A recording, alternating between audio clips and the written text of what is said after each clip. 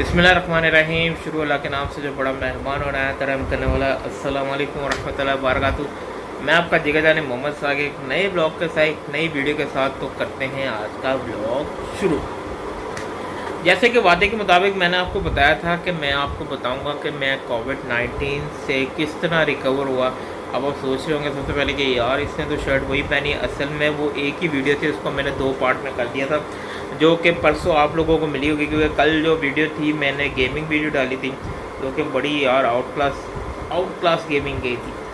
और पबजी का तो मैं वैसे ही फ़ैन हूँ और मैं पबजी गेम्स तो खेलता रहता हूँ डेली। अक्सर मेरे कज़न दोस्त होते हैं रात के टाइम, तो हम तकरीबन 1 से 3-4 बजे तक गेम ही खेलते रहते हैं रात के टाइम। वो सब ऑनलाइन होते हैं। खैर अपने मुद्दे पे आ जाते हैं कि कोविड-19 में क्या सूरत हाल थी और ये किस तरह रिकवर हुआ। सबसे पहले मैं आपको बताता हूँ कि कोविड-19 में जब मेरी सूरत हाल थी, मुझे इस चीज़ का इल्म नहीं था कि यार कि कोविड-19 हो गया है।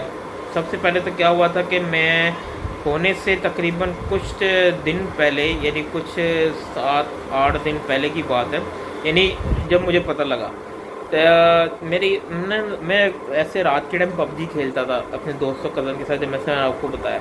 तो मेरे ना सर में शदीद दर्द होती थी रात के टाइम। मैं सोचा कि शायद मैं रात को मोबाइल यूज़ करना इसलिए होता है, मेरी ये चीज़ें बहुत दर्द होती थी। ऐसे यहाँ पर ऐसे लाइन जाती थी, तो मैंने गौर नहीं किया। तकरीबन 3-4 दिन तो मुझे दर्द होती रही। उसके बाद जो था वो ना मेरी टांगों में दर्द शुरू हो गया, यानी मेरी टांगों की जो अपर हिस्सा, यानी टांग की जो टांगों की पिनियों में, यानी मुझे दर्द होती थी। और जैसे मसल्स में दर्द होती है ना, कभी आपने अगर जिम किया तो कहते हैं मीठी दर्द होना, मसल्स के अंदर दर्द होती, वो मीठी दर्द होती थी। तो ऐसा थोड़ी दर्द शदीद हो गई। तो खैर मैं उसी तरह अपनी टांगों को खुद ही दबाता था, ठीक है ना, पिनियों को दबा के मैं दर्द ख़त्म कर देता था। फिर उसके बाद जो सीन हुआ, मुझे टांग पे कुछ ना एलर्जी होने लगी, छोटे छोटे ना निकलने लगे। वो मैं आपको दिखाता हूँ वो क्या है। ये देखें, पहले आप लोगों को नज़र आ रहा है ये एलर्जी, ये मुझे ना टांगों पे निकलने लगी। मुझे समझ नहीं आई, ये तकरीबन ईद से पहले का टाइम था। तो ये मुझे ना यानी ईद चांद रात की बात कर लें आप, तो मुझे ना ये एकदम से ये निकलने लग गए यहाँ पर। मुझे समझ नहीं आई ये क्या हो रहा है। यार आपके भाई के साथ ये सीन हुआ, ये चीज़ें निकलने लग गई।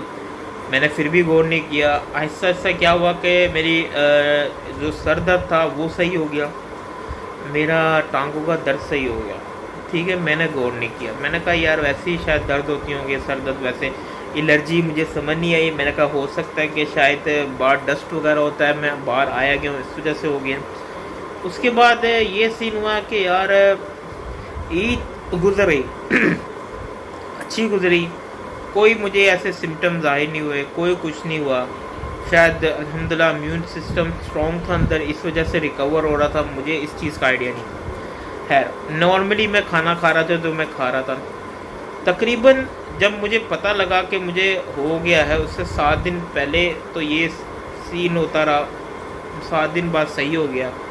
अचानक से मुझे ना तकरीबन बोल दूं कि बुखार हल्का सा हुआ, तो उसके बाद मुझे नज़ला ज़ुकाम होने लग गया। ये बात यहाँ से इंटरेस्टिंग चीज़ शुरू हो जाती है, ये गौर से सुन लिया आपने।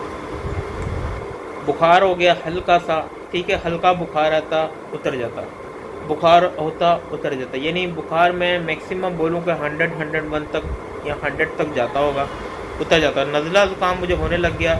तो मैंने सोचा कि यार हो सकता है कि रमज़ान में हमने, क्योंकि तुक मलंगा बहुत पिया है, लस्सी बहुत पी है, हो सकता है रमज़ान के बाद ये इफ़ेक्ट हो रहा हो। तो खैर मैंने कोई टैबलेट्स वगैरह नहीं ली। उस टाइम भी मैं अपने आप को इग्नोर करता रहा। मैं डेली इसी तरह मैं गर्म पानी बहुत पिया मैंने। एक और बात, गर्म पानी मैंने बहुत पिया, गर्म पानी पीता रहा, मैं पीता रहा। उसकी वजह से ये हुई कि मुझे गर्मी हो गई, मेरे चेस्ट में ऐसे जैसे गर्मी होगी। मैं हकीम के पास गया तो उन्होंने बोला कि आपको गर्मी होगी तो आप ये चीज़ें खाएं। तो खैर मैंने गर्म पानी को क्विट किया, पर मैंने गर्म पानी बहुत पिया है। मैं तकरीबन दिन में कोई 4-5 दफ़ा गर्म पानी पीता था। हो सकता है उस वजह से भी मैं काफ़ी हद तक यानी रिकवर हो रहा हूँ। तो खैर गर्म पानी पीता रहा, मुझे फिर गर्मी हो गई कुछ ऐसे। तो मैं डॉक्टर के पास नहीं गया, क्योंकि गर्मी वगैरह हकीम वगैरह ज़्यादा मैं प्रेफर करता हूँ इन चीज़ों में। अगर आपको यरकान ये चीज़ें हो जाएँ तो गर्मी जिगर गर्मी आपके लिए हकीम बेस्ट होते हैं। डॉक्टर और मामले में बहुत बेस्ट हैं, पर इन मामलों में मैं बोलूँगा कि हकीम बेस्ट होते हैं। तो मैं गया, उसने मुझे कुछ सिरप वगैरह दे दिया, बेजूरी उसने शरबत दिया, और भी कुछ जिगर का ऐसा शरबत दिया। मैं पीता रहा 5 दिन तक। जो अल्हम्दुलिल्लाह था ना, वो मेरा सीन सही हो गया। ये तकरीब ये जो मैं बात कर रहा हूँ, ये कुछ रमज़ान से पहले की बात थी, जब मुझे गर्मी हो गई। मैं आपको ये क्लियर करता रहूँ कि उनसे पहले मैंने रमज़ान से पहले गर्म पानी बहुत पिया है, ठीक है ना। तो रमज़ान में फिर मैंने क्विट कर दिया गर्म पानी, फिर ठंडी चीज़ें खाता रहा, लस्सी वगैरह ये चीज़ें सब पीता रहा। मैंने बोला यार अब दोबारा गर्मी ना हो जाए तो फ़ायदा नहीं है यार, रमज़ान के रोज़े रखने हैं, वैसे ही गर्म मौसम को ठंडा गर्म हो रहा है। ये चीज़ें चांद रात को मुझे इस तरह के ये कुछ पिंपल्स टाइप निकलने लग गए। मैंने इग्नोर किया, मैंने बोला हो सकता है मैं बाइक पे आया हूँ, कुछ कचरा डस्ट वगैरह लग गया। खैर ईद अच्छी तरह गुजर गई। ईद के बाद से फिर जो था वो तकरीबन ईद के तकरीबन आप हिसाब लगाने कुछ दिनों बाद, यानी हफ्ता 1.5 हफ्ता बाद, जिस तरह बुखार हल्का सा होने लग गया, नज़ला होने लग गया। मैंने इग्नोर किया, जिस तरह मैं आपको बताया, मैंने कोई टैबलेट वगैरह नहीं, कुछ नहीं किया। अचानक से नज़ला इतना शदीद हो गया कि मुझे रेशा होने लग गया, ठीक है, बलगम होने लग गई। यहाँ पर मैं थोड़ा सा परेशान हुआ, ठीक है, यहाँ पर थोड़ा परेशान होना बनता था। मैंने बोला कि यार नज़ला ज़ुकाम क्यों हो रहा है, ना मैं कोई ठंडी चीज़ पी रहा हूँ, ठीक है, बलगम क्यों हो रही है, रेशा क्यों हो रहा है, ये चीज़ मुझे समझ नहीं आ रही। खैर मैं जिस तरह ब्रश करता था, जिस तरह बलगम वगैरह निकालते, मैंने उस तरह किया, काफ़ी हद तक मैंने किया। मुझे ना रेशा होने लग गया, खुश्क रेशा होने लग गया। अल्हम्दुलिल्लाह ये चीज़ अच्छी थी कि खांसी वगैरह नहीं हो रही थी, ना सांस कोई उखड़ आता। कभी कभी बीच में रमज़ान से पहले की बात ऐसा फील होता था कि सांस उखड़ा है, ऐसा मुझे लगता था। मैं सीढ़ियाँ चढ़ता था, मुझे बहुत हार्ट बीट तेज़ हो जाती थी। फिर उस टाइम मैंने गर्म पानी बहुत पिया, इन्हीं चीज़ों को मद्देनजर रखते थे। खैर रमज़ान के बाद जो मैं आपको बता रहा हूँ, मेरा रेशा होने लग गया, ये होने लग गया, मुझे समझ नहीं आई। अचानक से मैं आपको बताता हूँ, मैं गया एक फौतगी पर, ठीक है, वहाँ पर तो बहुत अच्छा इंतज़ाम था, लोगों को सैनिटाइज दे रहे थे, कवर दे रहे थे, हर एक ने मास्क पहना। पर वायरस तो वायरस था यार, उससे थोड़ी देखना होता है भाई, लग जाना। मैं फौतगी से वापस आया, ठीक है, मेरी तबीयत बिगड़ने लगी। मुझे समझ आ गई कि काका कुछ ना कुछ गड़बड़ है, कुछ ना कुछ तो कांट हो गया। मैं आया, मैं एकदम से सुस्त हो गया, ठीक है, लेज़ी हो गया। मैंने ना इधर देखा ना इधर देखा, मैं फटाफट गया बाथरूम में, मैंने नहाया धोया सही तरीके से, गर्म पानी मैंने पिया, ठीक है, हलक में उतारा, वहाँ पर मेरी कुछ तबीयत संभली है। वो चीज़ था। अगले दिन जो मेरे लिए सबसे शॉकिंग मोमेंट था, सबसे शॉकिंग, कि नज़ला तो था, ठीक है, सांस आ रहा था, अचानक से मेरे मुंह का टेस्ट गायब हो गया, मुंह कोड़ा सा होने लग गया। मैंने बोला शायद हो सकता है नज़ला ज़ुकाम इस वजह से। पर जब मेरी स्मेल चली गई ना, ओ मैंने कहा भाईजान ये तो कांड हो गया ज़िंदगी में। अच्छा, पता लग गया कि यार टेस्ट वगैरह मैं इतना नहीं कराया, क्योंकि जो इलामत वगैरह थी काफ़ी हद तक सिमिलर थी, तो सबको ही लग रहा था। तो मैंने बोला भाई ये कांट हो गया, कोविड-19 का कांट हो गया, ठीक है ना, ये बाजी ये जुड़ गया मेरे साथ। वहाँ पर फिर मैंने अपने भाई को बताया जो मेडिकल रैप में है, अल्हम्दुलिल्लाह उसको काफ़ी नॉलेज है, और उसी ने मुझे गोली रिकमेंड की थी, ठीक है ना। उसने मुझे एक बार कही थी कि भाई ये गोली आपको कोई डॉक्टर वगैरह नहीं बताएगा, ये मैंने आपको बता रहा हूँ। मैंने जिसको, क्योंकि उसके काफ़ी दोस्तों को भी हो गया, उसने जिसको बताया, कहता सिर्फ 5 दिन का कोर्स करें, आपकी नाक की स्मेल वगैरह सब वापस आ जाएगी। मैंने बोला ठीक है यार, ठीक है, ट्राई करते हैं। यार मेरी नाक की स्मेल चलेगी, मुझे पता लग गया।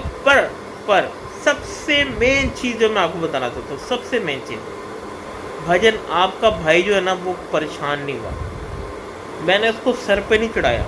जो मेन चीज़ मैं आपको बता रहा हूँ, मैं पैनिक नहीं हुआ। मैंने बोला यार ज़िंदगी मौत अल्लाह के हाथ में है, ठीक है ना, उससे तो आप कभी भी रद्द नहीं कर सकते। पर अल्लाह ने आपको कोशिश दी है, आपको ये तो नहीं कहा कि खुदकुशी कर लो, कुछ बैठे रहो। मैं परेशान नहीं हुआ, मैंने अपने आप को सर पे नहीं चढ़ाया, मैंने ये नहीं बताया कि यार ये हो गया ये हो गया। मैं आराम से एक कमरे में आइसोलेट हो गया, ठीक है ना, आराम सुकून तरीके से मैं हुआ आइसोलेट। तो वही चीज़ आराम से आइसोलेट हो गया। देखें ब्लॉग थोड़ा सा लंबा है, बातें कुछ लंबी है, क्योंकि मैं आपको डिटेल से बताना चाहता हूँ कि यार अगर खुदाना सा आप लोगों के साथ भी ये सीन हो तो आपको किस तरह एहतियात करें। तो मैं तो इस चीज़ से गुजर चुका हूँ, तो इसलिए मैं आपको बता रहा हूँ। और बात ये है कि ये वायरस आज या कल सबको ही लगना है, क्योंकि ये वायरस है, ये इंसान से इंसान में कन्वर्ट होता है। आप जितनी कोशिश करें ये लगना ही है, आप में से गुजर के जाना है। बस आपको अपना माइंड फोकस रखना है। पैनिक, जिधर आप डिप्रेशन में चले जाएंगे ना भाईजान, वहाँ पर आपकी गेम उलट जाएगी। तो आप सबसे पहले आपने डिप्रेशन नहीं होना। तो मैं आइसोलेट हो गया, ठीक है, कमरे में हो गया। तो बस इसी तरह मैं फिर अपनी डेली ज़िंदगी लाइफ गुजार रहा था। मैं बिल्कुल अल्हम्दुलिल्लाह बिल्कुल भी पैनिक नहीं हुआ। मैं कभी पैनिक यानी कभी सर पे सवार होने की कोशिश करता तो मैं अपना ध्यान दूसरी तरफ कर लेता था। खैर, तो मैं आपको बताना चाहता हूँ कि वो फिर भाई ने जो मुझे गोली रिकमेंड की, मैं दिखाता हूँ, ये देखें, ये वो गोली है, ठीक है, जिसका नाम है लीव लॉक्स। लीव लॉक्स नाम है इसका, LEFLOX, लीव लॉक्स, ठीक है। और ये जो है भाईजान, ये नीचे लिखा हुआ है, गौर से देखें आप, ये है 500 मिलीग्राम, ठीक है ना। ये वो टैबलेट है जिसने मुझे काफ़ी हद तक बूस्ट किया, रिकवर किया। ये बेसिकली जो टैबलेट है ना, ये एंटीबायोटिक टैबलेट है। इसका काम होता है कि आपके दिमाग में, खून में, जो नालियों में खून जमा हो, ये चीज़ें, जिस्म दर्द हो, ये वो एंटीबायोटिक का काम करती है। और ये किसी डॉक्टर ने रिकमेंड नहीं की, मैं आपको भी बता रहा हूँ, किसी भी डॉक्टर ने रिकमेंड नहीं किया इसको। शायद डॉक्टर का ध्यान नहीं गया, हो सकता है किसी ने किया। खैर, ये भाई ने मुझे दिया, मैंने इसको खाने का क्या तरीका कि आपने रात के खाने के बाद जब आपको नींद आने लग जाए, खाने के फ़ौरन बाद नहीं, जब आपको नींद आने लग जाए उसके 5 मिनट पहले रात को आपने खा के सो जाना है, ठीक है। मैंने डेली ये तकरीबन 5 दिन बोला था। मैंने कोई अल्लाह भला करे, मैंने कोई 7 या 6 दिन खाई है, और यकीन माने 5वें दिन बाद ही मुझे स्मेल आने लगी थी। इसमें मैंने एक और काम जो किया था जिसने मुझे हेल्प की, वो थी स्टीम से भी मुझे बहुत फ़र्क पड़ा। मैंने दिन में 2 टाइम स्टीम ली, ठीक है, सुबह और शाम को। मैं स्टीम क्या लेता था, स्टीम लेके मैं गले से सांस अंदर लेके जाता था, नाक से लेके जाता था। जब गले से लेके जाता था ना, तो जितनी मेरी बलगम थी ना, वो पानी बन के निकलती थी। उससे मुझे बहुत फ़र्क पड़ा। ये मैं बोलूँगा कि आपने इसके साथ साथ स्टीम लाजम लेनी है, ठीक है। स्टीम ली, अल्हम्दुलिल्लाह 5वें-6ठे दिन की बात है कि मुझे स्मेल आने लगी। मैं आपको बताता हूँ कि मुझे स्मेल, ये मैं लाया था बाहर से, ठीक है, दुबई का है ये बॉडी स्प्रे। इसकी स्मेल बहुत तेज़ स्मेल है, और बहुत प्यारी मीठी स्मेल है, स्मेल आ रही। और ये मैं लगाता था तो स्मेल नहीं आती थी, बट एक स्प्रिट जो थी वो नाक से सर को चढ़ती थी, स्मेल आना बिल्कुल बंद हो गई थी। तो भाईजान ये 5वें दिन बाद मुझे जब स्मेल आई ना हल्की सी, मैंने कहा भाई आज तो भाई अल्हम्दुलिल्लाह अल्लाह की कुदरत से भाई सही हो गया। खैर, ये चीज़ें ही मैंने टेस्ट करवाया, ठीक है, टेस्ट करवाया तो अल्हम्दुलिल्लाह वो नेगेटिव आया। तो मुझे इस चीज़ का पहले तो पता लग गया था कि हो गया, मैंने इसलिए पहले टेस्ट नहीं करवाया, क्योंकि जो सिम्टम्स वगैरह थे वो सब जाहिर हो रहे थे। आपको हो सकता है कि नॉर्मली नज़ला ज़ुकाम के ऊपर जब आपका मुंह का टेस्ट और स्मेल चली जाए ना, तो भाईजान समझो दाल में कुछ काला नहीं कांट है। तो ये चीज़ थी। तो इस तरह जो है मैं भाईजान रिकवर हुआ अपने कोविड-19 से, और बहुत अल्लाह का शुक्र है कि अल्लाह पाक ने इस चीज़ से रिकवर किया। देखें, मैं आपको यही बोलूँगा, अगर आपको हो जाता है, देखें, हॉस्पिटल उन लोगों को जाने की ज़रूरत पड़ती है जो कि बहुत क्रिटिकल कंडीशन में होते हैं, जिनको सांस नहीं आ रहा होता, बार बार खांसी आ रही थी, क्योंकि वो उस टाइम रेशा जो होता है उनके लंग्स में चला जाता है, जो मुश्किल करता है। जिनको ये नॉर्मल सिम्टम्स ज़ाहिर हो, वो घरों में बैठ के आइसोलेट होकर आराम से अपने आप को रिकवर कर सकते हैं। और कितने लोगों को तो पता भी नहीं यार, कितने लोगों ने तो मेडिसिन वगैरह भी नहीं ली, उनको ये हुआ, वो खुद बहुत रिकवर हो गए, उनको पता ही नहीं चला, क्योंकि इम्यून सिस्टम का काम है, क्योंकि उन्होंने अपने दिमाग पे हावी नहीं की इस चीज़ को। पर ये मैं ये नहीं बोलूँगा कि आपने इसको बिल्कुल इग्नोर करना है, इग्नोर भी नहीं करना, पर पैनिक नहीं होना भाई। जिधर आप पैनिक डिप्रेशन में गए ना, उधर ये आप पे फुल बूस्ट होकर हमला करता। तो इस तरह ये चीज़ थी मेरी डॉक्यूमेंट्री, तो नहीं बोलूँगा, कहानी जो मेरे साथ पेश आई थी। तो मैंने सोचा यार ये चीज़ मैं आप लोगों के साथ लाजम शेयर करूँ, क्योंकि जो मेरे चीज़ साथ हो चुका है वो मैं आप लोगों के साथ शेयर करूँगा, क्योंकि आप लोग जो है वो मेरी फैमिली हैं, मेरी एक यूट्यूब फैमिली है जो मुझे all over the world connect करती है। अल्लाह से तो यही दुआ है कि अल्लाह पाक मेरे चैनल को कामयाब करे, सब्सक्राइबर दे। इतने आ नहीं रहे, फिर भी आपको भाई मेहनत कर रहा है यार, try again till you success वाला काम है। तो बस अल्लाह पाक से दुआ है कि अल्लाह पाक मेरी मेहनत जो कर रहा हूँ उसको रंग दे और कामयाब करे। क्योंकि मैंने बहुत से लोगों को देखता हूँ, जब मैं थोड़ा मायूस हो जाता हूँ, सैड हो जाता हूँ, तो मैं ब्लॉगर्स को देखता हूँ किस तरह वो मेहनत करें, तो मुझे दोबारा से एक एनर्जी, एक बूस्ट सिस्टम मिलता है, तो मैं दोबारा से जो है वो स्टैंड हो जाता हूँ। तो बस इसी तरह आज का ब्लॉग था। अब आप बोलेंगे कि ब्लॉग में आप फिर फूट नहीं रहे, क्योंकि मैंने कुछ बातें करनी थी जो क्लियर करनी थी आप लोगों के साथ, और ये मेरा फ़र्ज़ था कि मैं आप लोगों के साथ ये बातें शेयर करूँ। तो खैर मैंने ये बातें की और अपना फ़र्ज़ पूरा किया। और मैं आप लोगों को भी बताना चाहूँगा कि अगर जिन लोगों को ये प्रॉब्लम फेस आती हैं तो बस इसी तरह तरीके पे अमल करें, गोली खाएँ 5 दिन। देखिए मैं किसी गोली को प्रमोट नहीं कर रहा, ना मुझे कोई स्पॉन्सर है, जो चीज़ मुझे साथ फेस हुई है मैंने आपको डायरेक्ट बात की है। तो भाईजान इसी तरह ये आप इस्तेमाल करें, इंशाल्लाह अल्लाह के फजल व करम से आप ठीक हो जाएंगे। तो बस इसी तरह अपने ब्लॉग को ख़त्म करते हैं। उम्मीद है कि आप लोगों को मैसेज जो है वो बहुत ज़बरदस्त समझ आ गया होगा। तो इंशाल्लाह अगले दिन एक नई सुबह एक नए ब्लॉग के साथ फिर से पेश खिदमत होंगे। तब तक आपको जिगर जानी मोहम्मद साहब को दादा दीजिएगा, दो में याद रखिएगा। बहुत सारा प्यार।